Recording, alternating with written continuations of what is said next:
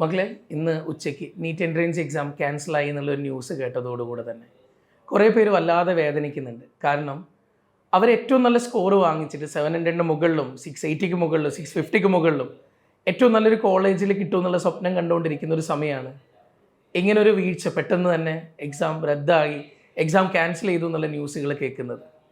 അതേപോലെ തന്നെ 620-25 മാർക്കോളം cut off വരുമെന്ന് എക്സ്പെക്റ്റ് ചെയ്തതാണ് നമ്മൾ ഈ ഒരു വർഷം. അപ്പോഴാണ് ഇതിൽ 620-ഉം 615-ഉം 610-ഉം ഒക്കെ മാർക്ക് സ്കോർ ചെയ്ത കുട്ടികൾ ഇനി നമുക്കൊരു അവസരവും കൂടെ കിട്ടുകയല്ലേ, ആ ഒരു രീതിയിൽ ചിന്തിച്ചുകൊണ്ടിരിക്കുന്ന ഒരു സമയം കൂടെയാണ്. ഒരേ സമയം സങ്കടങ്ങളും സന്തോഷങ്ങളും ഒന്നിച്ച് കണ്ടുകൊണ്ടിരിക്കുന്ന ഒരു സമയമാണ് ഈ എക്സാം ക്യാൻസലേഷനിൽ വന്നേക്കുന്നത്. ഇവിടെ എല്ലാവരുടെയും ഒരു സംശയമാണ്, ഇനി നീറ്റ് എക്സാം എപ്പോൾ നടക്കും, ഇനി എന്നാണ് ഒരു നീറ്റ് എക്സാം നടക്കാൻ പോകുന്നത്, നടക്കുകയാണെങ്കിൽ തന്നെ എന്തൊക്കെ ബുദ്ധിമുട്ടുകൾ ഉണ്ടാവും.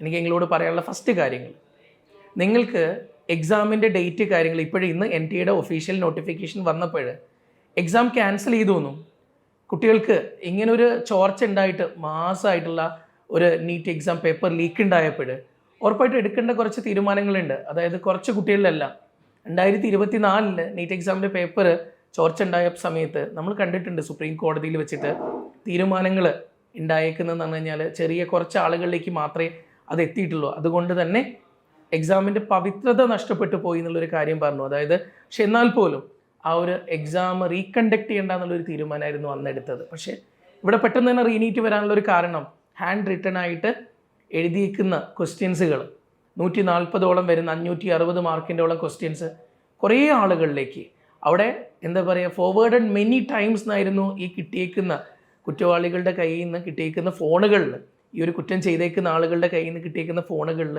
നമുക്ക് ആ രീതിയിലായിരുന്നു ഈ ക്വസ്റ്റ്യൻ പേപ്പേഴ്സ് സെൻഡ് ചെയ്തത് കാണാൻ പറ്റിയത്. അപ്പോൾ അത്രയും ഒരു മാസമായിട്ട് വലിയൊരു ആളുകളിലേക്ക് ഇത് എത്തിപ്പെട്ടിട്ടുണ്ട്. മക്കളെ, നിങ്ങൾ കഷ്ടപ്പെട്ട് പഠിച്ചെഴുതിയല്ലേ, നിങ്ങൾ അത്ര എഫേർട്ട് എടുത്തല്ലേ, അങ്ങനെയാണെങ്കിൽ ഉറപ്പായിട്ടും നിങ്ങളൊരു കാര്യം മനസ്സിലാക്കണം.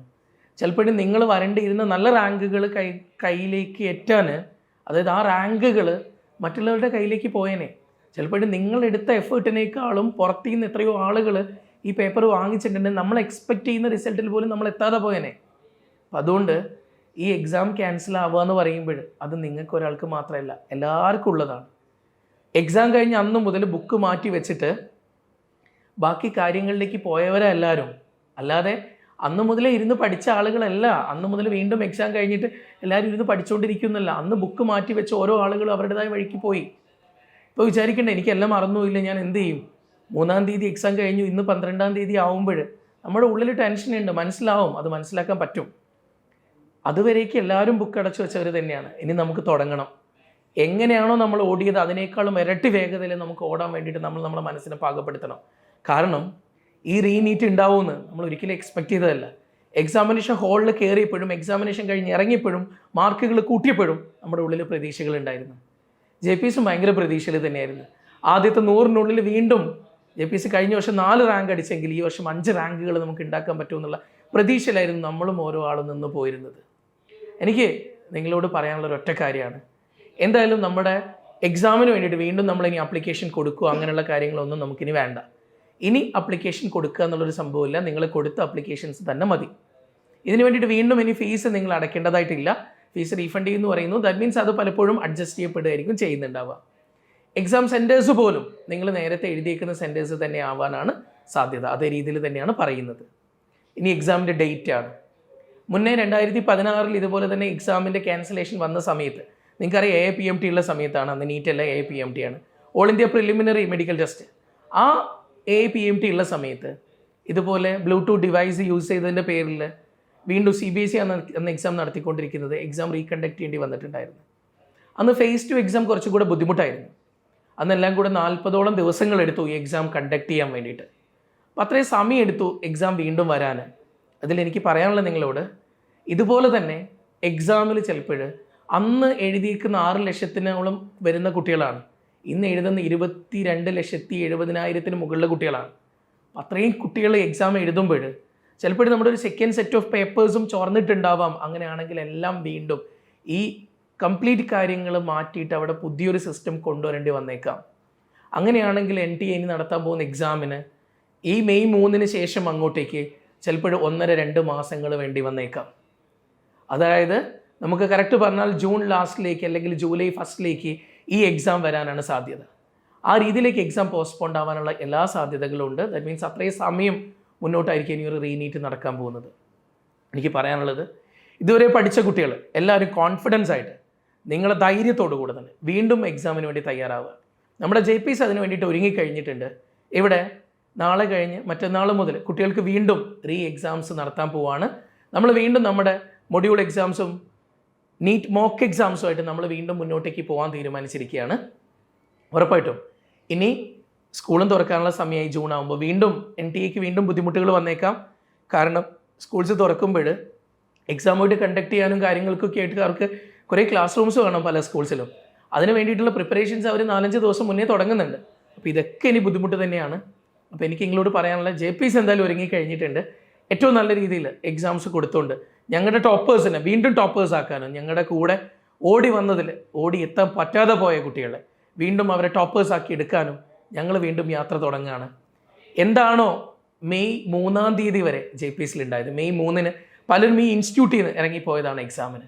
അതുപോലെ തന്നെ ഇനി വരാൻ പോകുന്ന ജൂൺ ലാസ്റ്റ് അല്ലെങ്കിൽ ജൂലൈ ഫസ്റ്റിലേക്കുള്ള ഡേറ്റിനായിട്ട് ഞങ്ങൾ കാത്തിരിക്കുകയാണ്. കാരണം ആ എക്സാം എഴുതാൻ നമ്മുടെ കുട്ടികൾ ഇതേ ഇൻസ്റ്റിറ്റ്യൂട്ടിൽ നിന്ന് ഇറങ്ങിപ്പോവാൻ പോകുമ്പോൾ അവർ ധൈര്യത്തോടു കൂടെ എഴുതാൻ വേണ്ടിയിട്ട് പോകുന്നുള്ളൊരു വിശ്വാസത്തോടു കൂടെയാണ് ഞങ്ങൾ ഓരോ ആളും ഇരിക്കുന്നത്. നിങ്ങൾ ഇനിയും ആരെങ്കിലും ഇതുപോലെ എക്സാം സീരീസോ മറ്റോ എഴുതാൻ വേണ്ടിയിട്ട് JPsനെ ഡിപ്പെൻഡ് ചെയ്യണമെന്ന് ആഗ്രഹിക്കേണ്ടതാണെങ്കിൽ നിങ്ങൾക്ക് ഇവിടെ വന്നിട്ട് നമ്മുടെ എക്സാം സീരീസ് എഴുതാം. ഞങ്ങളുടെ കുട്ടികളോട് നിങ്ങൾക്ക് ചോദിക്കാം. JPsൽ 2 സെറ്റ് ഓഫ് എക്സാംസാണ് ഓരോ ദിവസങ്ങളും നടന്നിട്ടുണ്ടായിരുന്നത്. ആ 2 എക്സാംസിൽ JPsൻ്റെ എക്സാംസുമായിട്ട് ഭയങ്കര സിമിലർ ആയിട്ടുള്ള ക്വസ്റ്റ്യൻ ആൻസറും നീറ്റിൽ കണ്ടതെന്ന് പല മക്കളും പറഞ്ഞിട്ടുണ്ട്. ഈ JPsൽ നടത്തിയേക്കുന്ന ഓരോ എക്സാംസിനും സിമിലർ ആയിട്ടുള്ള പേപ്പേഴ്സ് അവർക്ക് ഫൈനൽ നീറ്റ് എക്സാമിൽ കാണാൻ പറ്റിയെന്നുള്ളത് ഞങ്ങളുടെ കുട്ടികൾ പറഞ്ഞൊരു കാര്യമായിരുന്നു. ആ ഒരൊറ്റ കാര്യം കൊണ്ട് പറയാണ്, ഇവിടുത്തെ പേപ്പേഴ്സ് ഭയങ്കര ബെസ്റ്റായിരുന്നു. ഇപ്പോഴും നിങ്ങളുടെ മുന്നിൽ JPsൽ കഴിഞ്ഞ ഓരോ പേപ്പേഴ്സും നിങ്ങളുടെ മുന്നിൽ എടുത്ത് കാണിക്കാൻ ഞങ്ങൾ ധൈര്യത്തോടുകൂടി നിൽക്കുകയാണ്. കാരണം ഈ കഴിഞ്ഞ മെയ് 3-ാം തീയതി നീറ്റ് പേപ്പറുമായിട്ട് നിങ്ങൾ നോക്കുമ്പോൾ ഭയങ്കര സിമിലർ ആയിട്ടുള്ള പാറ്റേണിലുള്ള ഭയങ്കര സിമിലർ ആയിട്ടുള്ള പേപ്പേഴ്സ് ഓരോ കുട്ടികൾക്കും കാണാൻ പറ്റും. കാരണം അത് JPsൻ്റെ ഏറ്റവും ബെസ്റ്റ് ആയിട്ടുള്ള ഒരു കാര്യമായിരുന്നു ഞങ്ങളുടെ ഓരോ എക്സാം പേപ്പേഴ്സും.